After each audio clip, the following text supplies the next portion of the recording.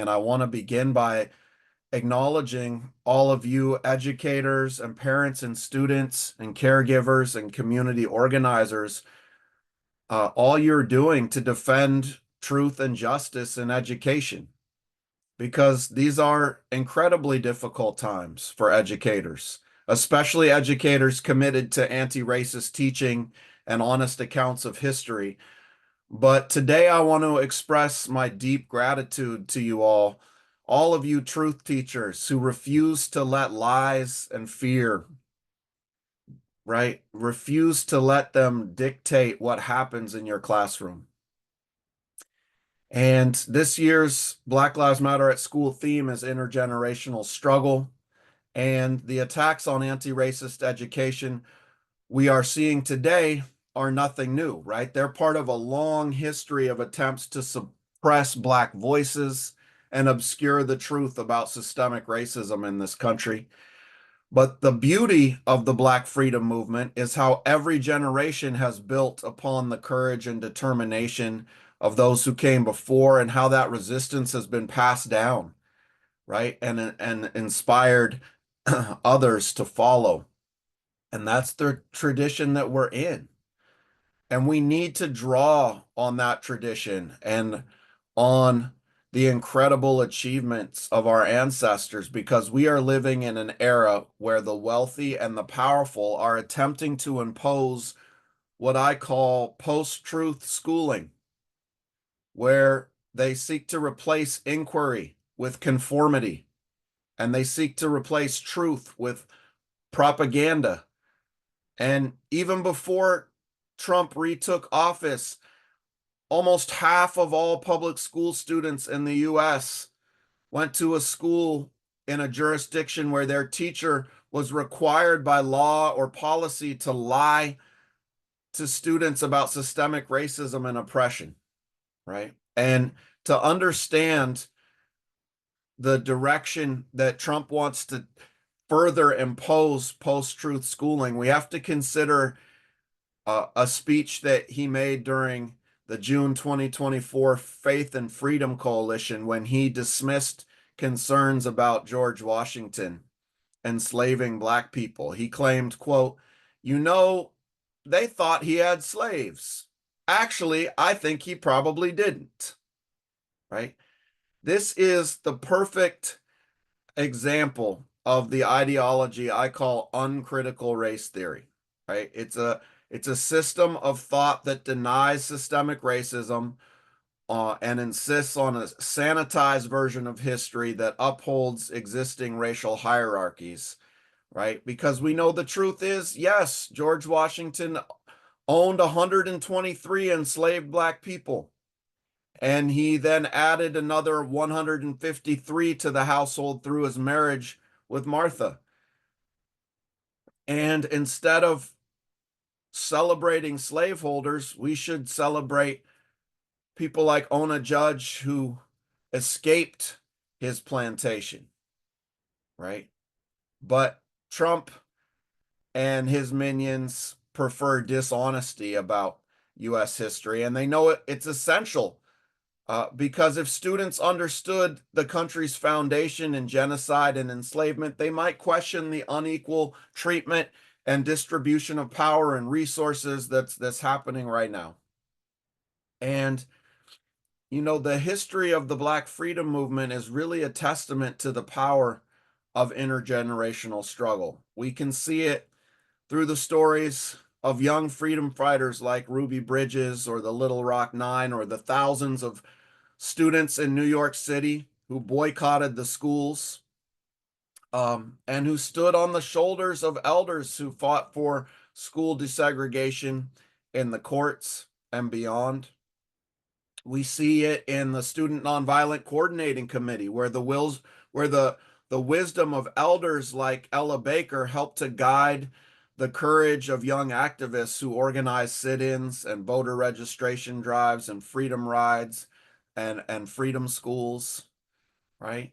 And we can see it in the Black Panther Party. Leaders like Fred Hampton learned from the revolutionary strategies of Malcolm X. These are the inspiring examples to me of the necessity of this principle of intergenerational struggle. And I just want to say, despite the hard times we are in, you are here right now. You are with other truth teachers and anti-racist educators, the ones who see through the fear and lies. You are here with us building this beloved community to carry forward the work of Black educators and freedom fighters past and present. As Frederick Douglass reminded us, knowledge makes us unfit to be slaves. And you are helping to empower students with that knowledge. So I want to suggest that doing this work of anti-racist teaching, of making Black Lives Matter at school, isn't only an intellectual endeavor, but it's also an emotional one, because I think truth teachers know that anti-racist teaching is guided by love. And Bell Hooks once said, quote, "Commitment to truth telling lays the groundwork for the openness and honesty that is the heartbeat of love." I love that quote, and helps guide my understanding of education.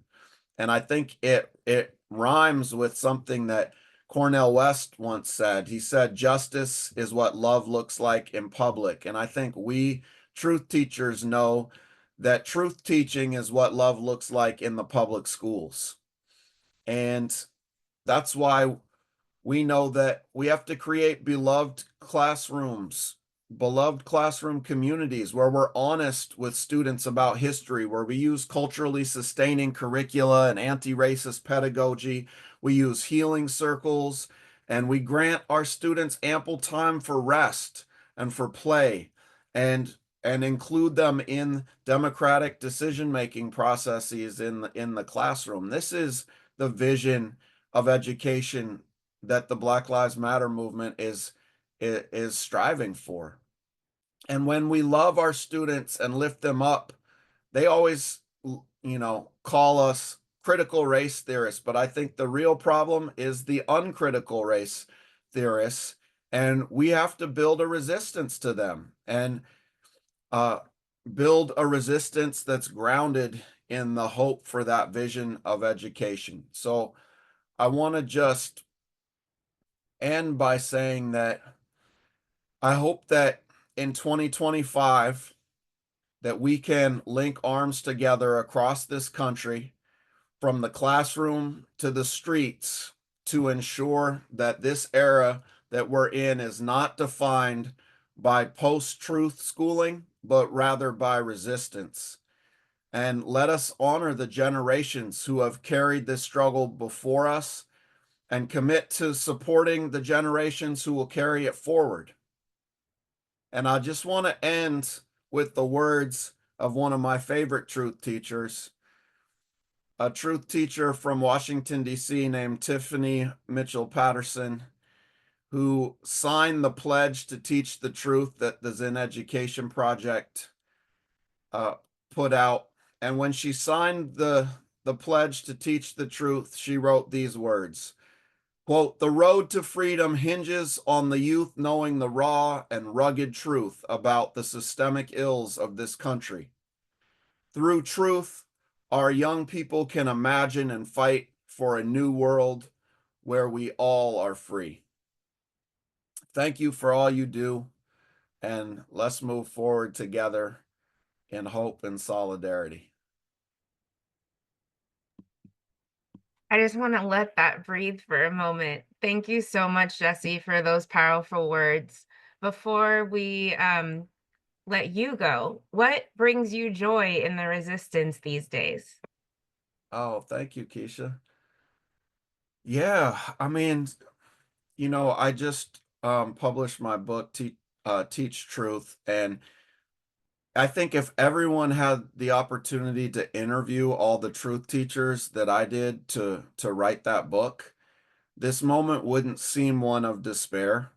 As challenging as the situation we're in is right now, there are many thousands of educators across this country who are teaching many hundreds of thousands of young people the truth about this country. The truth that not only is it rooted in enslavement and genocide, but it's rooted in a Black freedom struggle that it has always resisted that oppression and that brought down slavery, that brought down Jim Crow. And we will bring down mass incarceration today, and we will bring down any moves towards fascism today because we know the lessons of our ancestors and we're getting ready to implement those today. That's why they're trying to ban honest education, because they know that history unlocks a future of solidarity and of freedom. And we are teaching that every day to a new generation. And those lessons are going to propel us forward to victory.